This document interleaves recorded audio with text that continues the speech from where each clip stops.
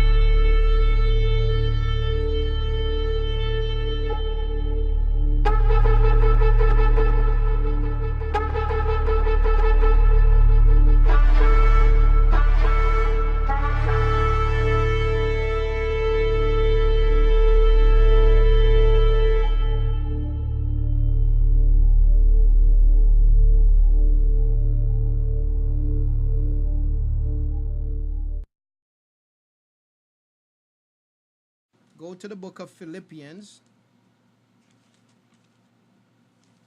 chapter 2. Philippians chapter 2. I'm trying to hold many pages. Okay, let me let that go. Go to the book of Philippians chapter 2.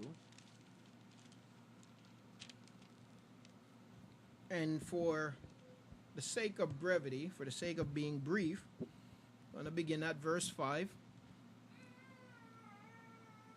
says, "For let this mind be in you, which was also in Mashyach Yahusha, who being in the form of Elohim," who being the form of Elohim. Now they put in the, okay, and the way you're going to know that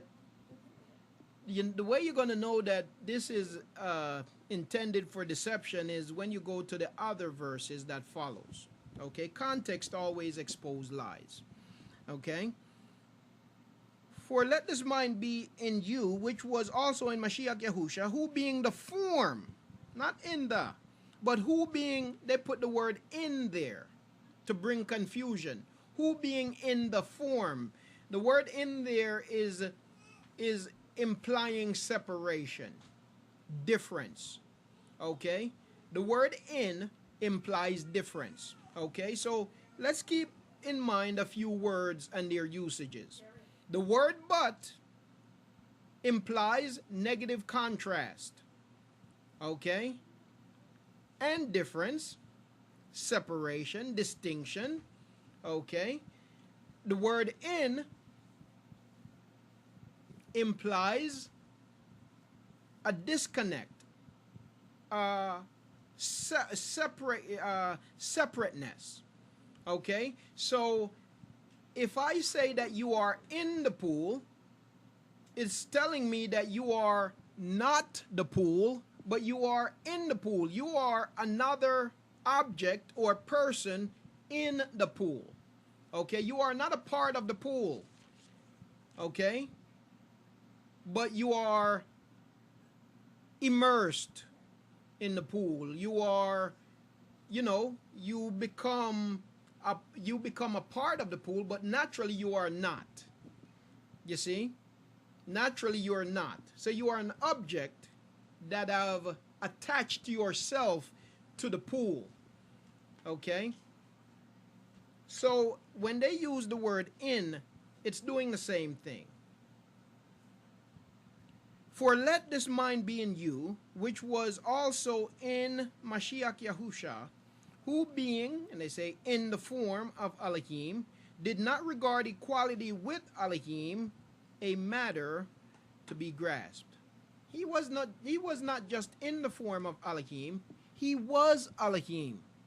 The word in make you think that, oh, he wasn't Elohim, but he somehow, would take the form of Elohim. No, he was Elohim, and the scriptures lets us know that.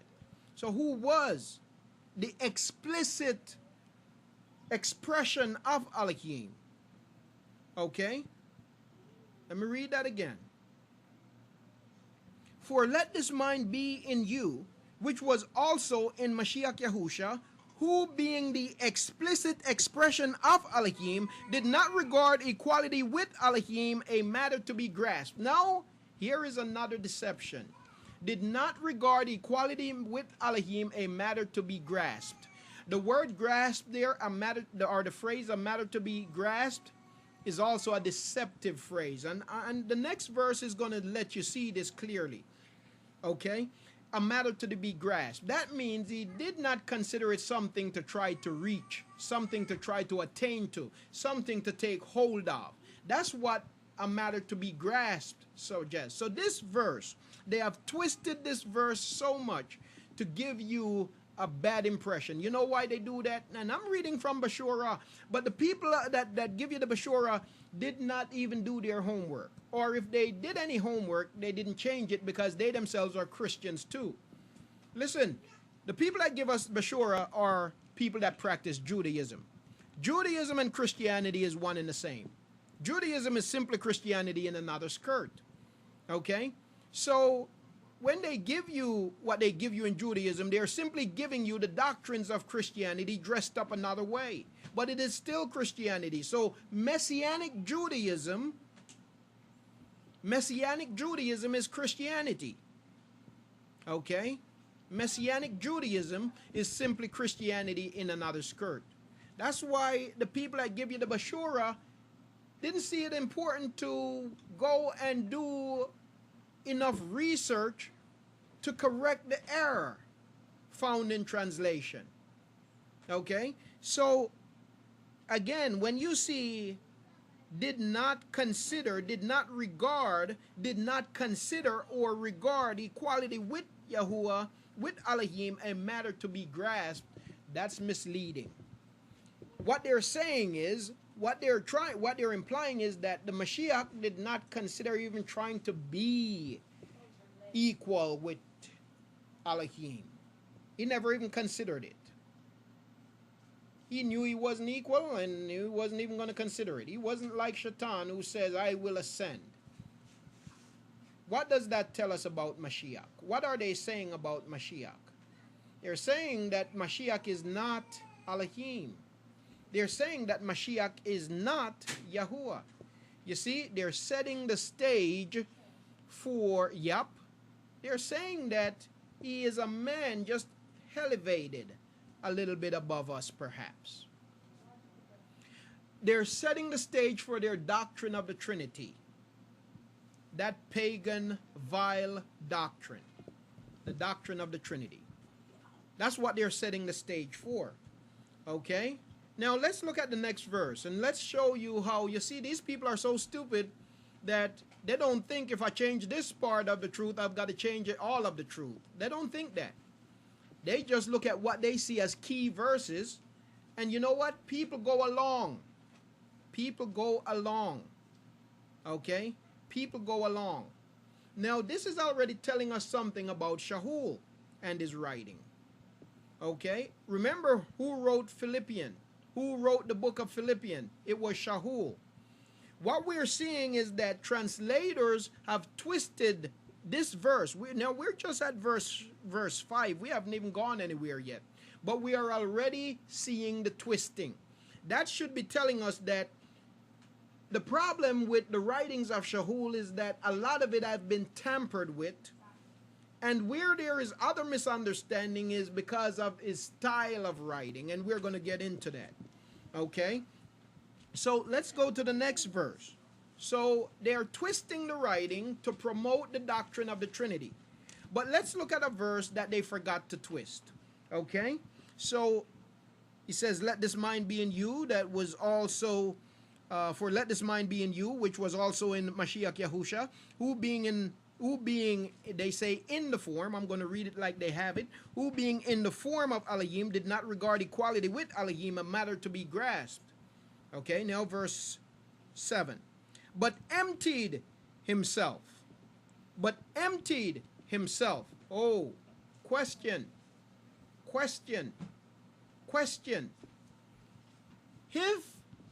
If he was lower than Elohim, if he was lower than Elohim and did not regard equality, did not consider equality with Elohim a matter to be grasped, then why would he need to empty himself? Empty himself of what? Why would he need to empty himself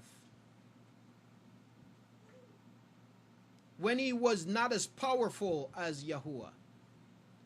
Was not Yahuah not as powerful as Yahuah? Why would he need to empty himself? Oh, let's continue to read on.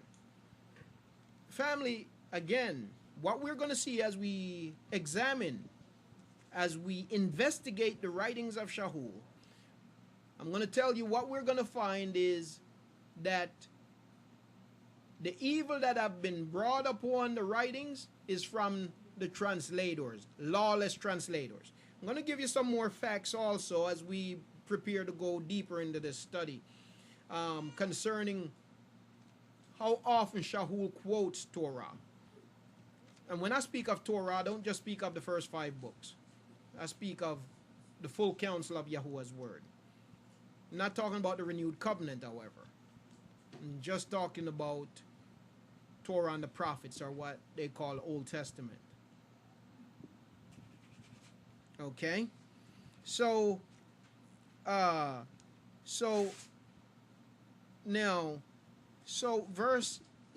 truth is, the fact of the matter is, verse 6 tells us, when you read verse 6 and you take out the word in, where they put the word in to deceive, verse 6 tells us that Yahusha was, before he entered into time, before he stepped into time, that he was Elohim, that he was the fullness of Yahuah. Okay, he was the completeness of Yahuah. He was the expressed image of Yahuah. He is the expressed image of Yahuah. Okay, that's what the beginning of verse 6, that's what verse 6 is telling us. When you take out the deception, that's what it's telling us. When you take out the deception, he's telling us that Yahusha is Yahuah. Go to Yahuchanan chapter 1, it tells you the same thing. Go to Torah, from beginning to end, it tells you the same thing. Go to the book of Yeshayahu, it tells you the same thing. Go to Revelation, it tells you the same thing. All throughout the scriptures, it tells you the same thing. And so, because he is Yahuah, the express, the fullness of Yahuah in the heavens, he had to empty himself. Okay? So he, in verse 7, he emptied himself, taking the form of a servant, coming in the expressed image of a servant, in the form of man.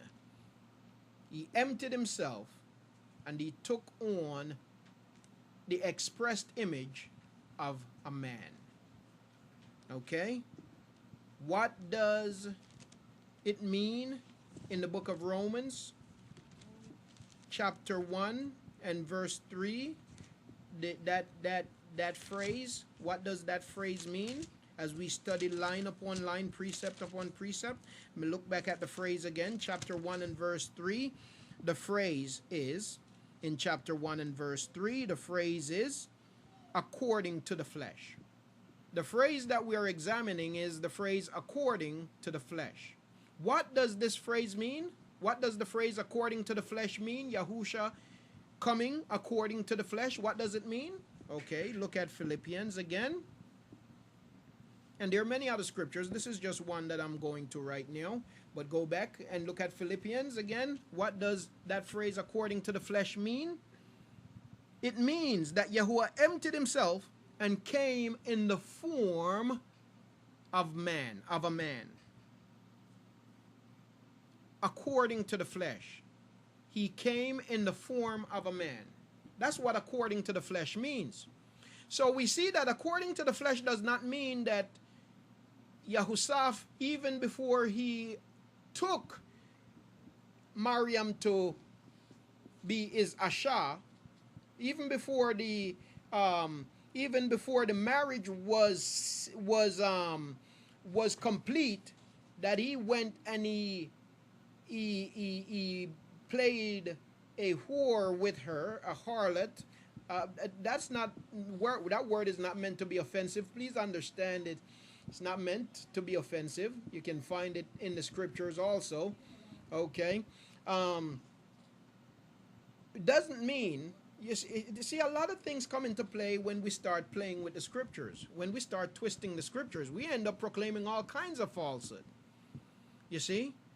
Because the doctrine that says that Yahusha, that Yahusha was nothing more than just a regular man, also is suggesting that even while Yahusha was only betrothed to be wed to Maryam, that he went and laid with her during the period of betrothal. Now, this is what those people do who teach this doctrine that Yahusha was just a regular man. You know what they do? They change the scriptural definition of marriage. They change the scriptural definition of marriage. And they change the definition of what a betrothal is. So they'll tell you that the moment that a man lays with a woman, then that's his wife. Is that what the scriptures tell us? This is what they are teaching. No. Thank you, Akut. No, that's not what the scriptures tell us. No, that makes you a harlot. If you just run around laying with women, you are a harlot. You are unrighteous. You are lawless. You are wicked. You see? But, you see, be careful. When you hear people coming with their false doctrines, they have a reason. But one lie always leads into another. You see? So they'll run you down. They'll run you down. And they will tell you that when a man takes a woman, when a man lays with a woman, then that moment she becomes his Asha. No, not according to the scriptures. Unless you go through the scriptural process, then you both have just played the harlot. Okay? So, what is marriage according to the scriptures? Right now, according to the scriptures, we were in the book of Song of Songs the other day while we were at the immersion. And as you study this Song of Songs, what you find is that in a marriage, there is first a betrothal. You are betrothed to be wed. That's where the man comes and he expresses to the father of the bride a desire to take her to be his wife. He expresses that desire. He brings the bride's well, at first the bride's price come a little bit later, but he expresses that desire. Okay? And no, as a matter of fact, the bride's price come when he expressed the desire. I'm sorry. So he brings the bride's price and he expresses the desire. Okay? As a matter of fact, in some cases too, he had to find out just at what cost the dad will allow it. Okay? But he expresses the desire. And he brings the bride's price. Now they are betrothed if dad says it's okay. Now, Yahusha came and he expressed the desire to be wed to his bride. He expressed the desire. He presented the price to the father. Oh, so what are you saying? Yahusha and Yahuah is not the same, one and the same? No, that's not what I'm saying. You see, while Yahuah existed in the earth in a lower form, and that's what Philippians is telling us, he with whom all things is possible, he with whom all things is possible, he with whom all things is possible, while he existed in the earth in a lower form, he was existent in the heavens in his fullness as Al-Alyun. He was existent in the heavens in his fullness, all at the same time. While he was existent in the earth in a lower form, he was existing in the heavens in his fullness. And so in the earth, he came as a servant. In the earth, he came. And as he came, he asked his fullness for permission to take the bride. And when he came to ask permission, he brought with him the price of the bride. What was the price of the bride? His blood.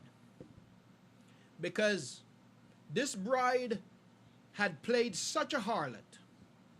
This bride had become so corrupt that the only thing that could satisfy the cost of her would be the blood of the one desiring her. She had gotten herself in such a mess that the cost for her redemption would be death.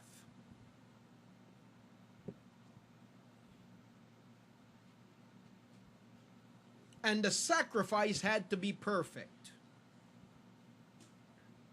And so he came. He presented the bride's price. And he became betrothed to be wed. He became betrothed to be wed. We are not yet, the marriage is not yet sealed, family. The marriage is not yet sealed. The marriage is not yet sealed. We are now in the stage of the betrothal. So when you go to the book of Song of Songs, you find that Mashyach came, okay? The young man came and he betrothed.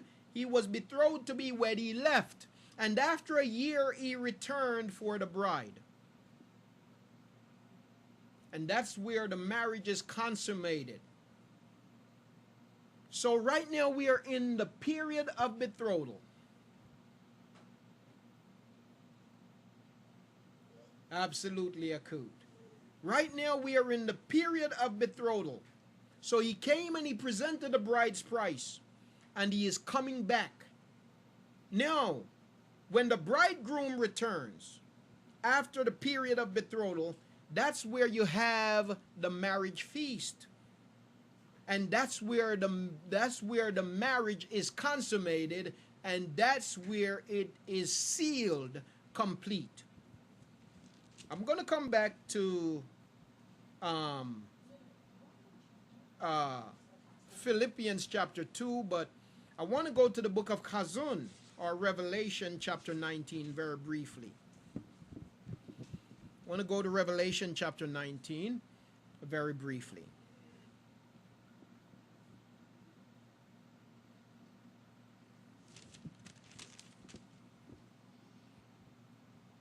I'm going to begin at verse 1. And after this I heard a loud voice of a great crowd in Shamayim saying, Hallelujah!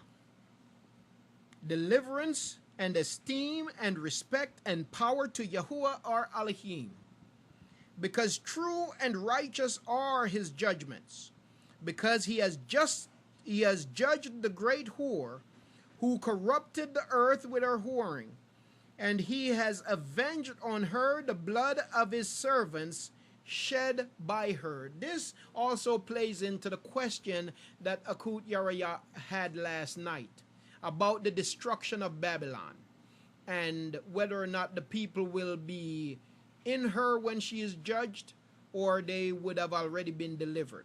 Okay, this goes this has to do with that question also.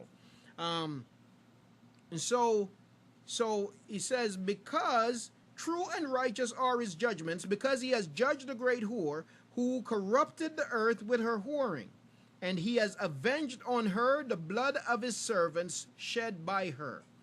And a second time they said, Yahuah, and her smoke rises up forever and ever. And the 24 elders and the 4 living creatures fell down and worshipped Elohim, who sat on the throne, saying, Aman, Yahuah. And a voice came from the throne, saying, Praise our Elohim, all you his servants, and those who fear him, both small and great. And I heard as the voice of a great crowd, as the sound of many waters, and as the sound of mighty thunders, saying, Hallelujah, for Yahuah al-Shaddai reigns. Yahuah al-Shaddai reigns. Let us be glad and rejoice and give him praise. For the marriage of the Lamb has come, and his wife prepared herself. We are in the period of preparation. When we are in the period of betrothal, the period of preparation. And then the bridegroom will return, and he will take us, and he will seal, the marriage will be sealed. So he said, let us be glad and rejoice and give, verse 7, and give praise. For the marriage of the Lamb has come, and his wife prepared herself. And to her it was given to be dressed in fine linen, halal Yahuah, clean and bright. For the fine linen is the righteousness of the set apart ones. And he said to me, Right, Baruch are those who have been called to the marriage supper of the Lamb. And he said to me, These are the true words of Elohim. And I fell at his feet to worship him. But he said to me, See, do not do it. I am your fellow servant. I am your fellow servant. Now this is key. Going back to what we're talking about. If Yahusha is a mere man like you and I, we cannot give him any worship. If Yahusha is a mere man like you and I, as these teachers say, we cannot give him any worship. You see, even the messengers who are made a little bit higher than us will not allow us to worship them. How much more would we be able to worship a mere man? That would be idolatry. That would be an abomination before Yahuah. That would be idolatry. But yet these people that teaches these doctrines, they still worship Yahusha. But he is a mere man. Oh, they'll tell you, oh, don't forget Yahusha. It's Yahuah and it's Yahusha. They're different, they're separate, and they both should be worshipped. You see, when we fail to study line upon line, precept upon precept, we bring condemnation and wrath upon ourselves.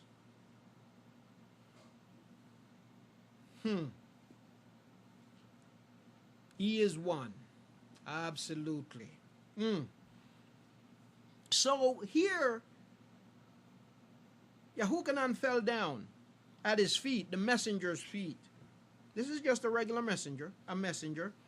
He fell at his feet to worship him. But he said to me, See, do not do it.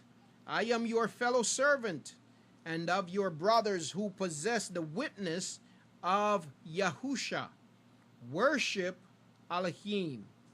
Who is Elohim? Elohim is Yahusha. For the witness of Yahusha is the spirit of prophecy. And I saw the Shamayim opened, and there was a white horse, and he who sat on him was called trustworthy, worthy of our trust. Yahuah is worthy of our trust. trustworthy, worthy of our trust. And true, and righteousness he judges, and in righteousness he judges and fights. And his eyes were as a flame of fire, and his head were many crowns. His eyes were as a flame of fire, red. The usual, let me go on. And his eyes were as a flame of fire, and his head were many crowns, having a name that had been written, which no one had perceived except himself. Okay? So, Yahuah gave a name. Some people take this scripture. Some people go to the scripture and say, see, it doesn't matter what you call him right now, because we're going to be given a name. The scripture says he has a name that no man knows. Okay? So it doesn't matter what we call him right now. Is that true according to scripture? No, it's not true. It's heresy according to the scriptures. You see? Listen. The word forever in the scriptures get a whole lot of people in trouble. The word that is translated forever get a whole lot of people in trouble concerning a whole lot of different things that they say and teach. We are given a name that we are to call him by, and associated with it is the word forever. The word forever, when you see the word forever, please always remember this, that forever means you do this or this thing remains in effect until something changes.